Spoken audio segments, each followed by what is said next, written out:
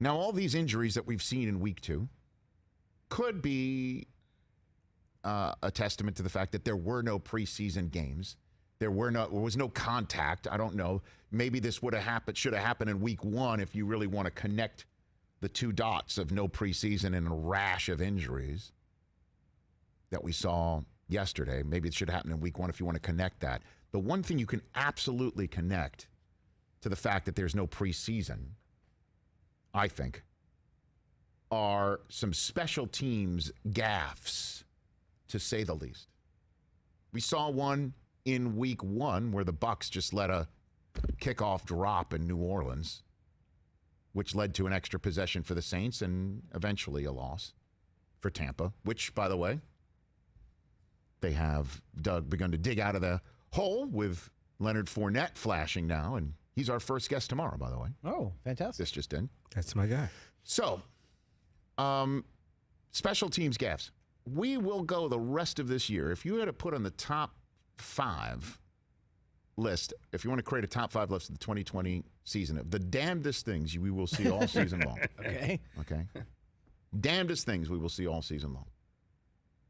You will have to put the Atlanta Falcons watching an onside kick that is kicked by Greg Zuerlein, the kicker, not using a tee. As a matter of fact, just placing the ball flat for an oblong object, flat on the ground, and then kicking one side of it to make it whirl around like it's a drone flying above. Or ride at Disneyland. Right, okay, like the scrambler. The scrambler. Right? Teacups. And it starts whirling around, and it takes forever to go 5 yards, and then once it hits 5 yards, it like hits another gear and goes straight up for the other 5 yards to give it the 10 yards it needs to travel.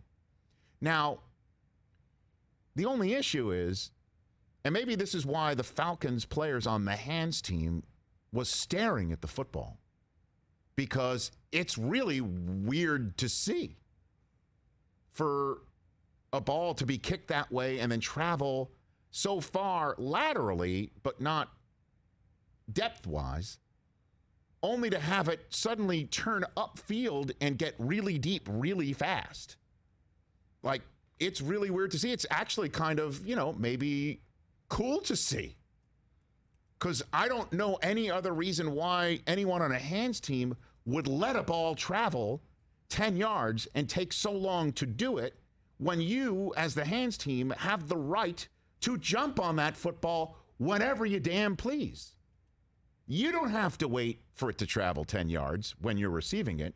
When you're kicking it, it has to go that long.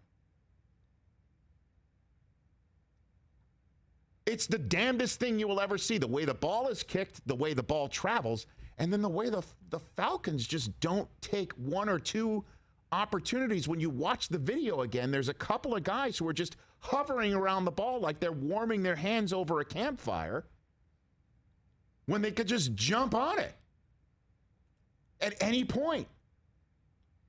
And that's the way the Cowboys recovered only the 11th onside kick under the new rules, where you're not allowed to run up to the line of kicking. You have to start flat-footed. There were 111 kicks onsides since they changed the rule. Only 11 have been recovered. And that's the way the Falcons blew another one. So you've got not one, but two famed Super Bowl mind-blowing moments of the last decade replayed yesterday. For one team in Seattle not running it when they should have and threw it when they shouldn't have, allowing New England to get back in a game that they were toast in. Fortunately for Seattle, though, they won it. Atlanta going to the state of Texas, having a huge lead and blowing it and losing it like they did in Houston to New England. That happened in Dallas yesterday, and Dallas staring 0-2 in the face right there with everybody flipping out in the Metroplex. And at home. And that's the way Dallas improves to 1-1. Hey, you watched all the way to the end. Thanks for that. Watch more right here.